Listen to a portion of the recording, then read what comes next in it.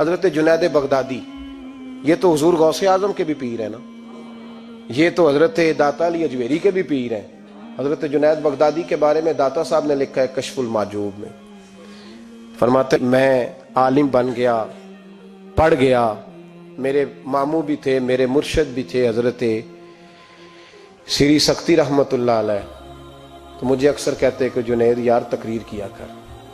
میں کہتا ہوں حضور ابھی میں نیک نہیں، ابھی میں خود ٹھیک نہیں۔ میرے پیر بھائی بھی مجھے کہتے کہ حضرت کی بھی خواہش ہے تو ہمارا بھی دل کرتا ہے، لگتا ہے کہ آپ کی گفتگو کی برکت سے اللہ بڑے لوگوں کو ہدایت عطا فرمائے گا، آپ وسیلہ بنیں گے، تو بات کیا کریں۔ کہتے میں ٹال دیتا، میرے نصیب دیکھو، ایک دن میں اپنے گھر میں سویا ہوا تھا تو اچانک بغداد کی ساری گلیوں نے مہکنا شروع کر دیا۔ فرماتے اچانک ٹھنڈی خوشبوئیں پھیل گئیں، میرے نصیب دیکھو کہ مجھے مصطفیٰ کریم کا دیدار نصیب ہو گیا۔ خواب میری وچ آیا ماہی تے میں گل وچ پا لئیاں باواں تے ڈر دی ماری اکھ بھی نہ کھولاں کتے پھر بچھڑ نہ جاواں۔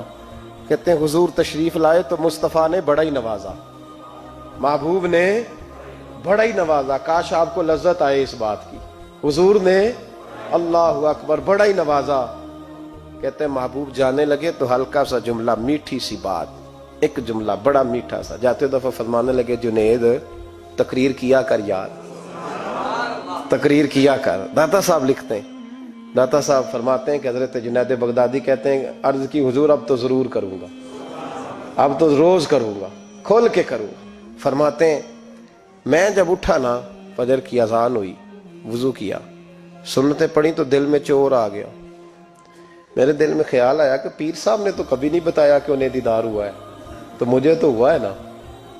پیر صاحب نے، بہت سارے لوگ پیر صاحب سے خود سیانے ہوتے ہیں نا، ان کو خود نور نظر آتا ہے روز خواب میں، وہ بہت سارے جلوے خود بیان کر لیتے ہیں۔ تو کہتے ہیں میرے دل میں خیال آیا کہ پیر صاحب نے تو کبھی نہیں بتایا تو مجھے تو ہوا ہے۔ کسی درویش نے ایک شعر کہا تھا پر بڑے مسئلے اس نے حل کیے، وہ کہنے لگا جڑے محرم راز حقیقت دے او راز حقیقت کھول دے نہیں، او جنہ ویکھیا نہیں او کرن گلاں، جنہ ویکھ لیا او تے بول دے ہی نہیں، جنہ ویکھ لیا او ان سے بولا جاتا بھی نہیں، بولا جاتا بھی نہیں۔ تو کہتے میں سنتے گھر پڑی تو خرامہ خرامہ چلا تو دل میں چور تھا، بانج فقیروں کسے نہیں ماریا، اے ہوئی چور اندر دا۔ کہتے میں گیا حضرت کے پیچھے نماز پڑھی 7ویں صف میں، تو اندر چور تھا کہ میرا تو درجہ اونچا چلا گیا ہے لیکن مجھے دیدار ہوا ہے۔ تو کہتے ہیں نماز حضرت نے خود پڑھائی تو نماز پڑھا کے کہنے لگے جنید آگے آ جا۔ فرماتے میں 3ری صف میں آ گیا تو کہنے لگے چل یار تھوڑا اور نیڑے آ جا۔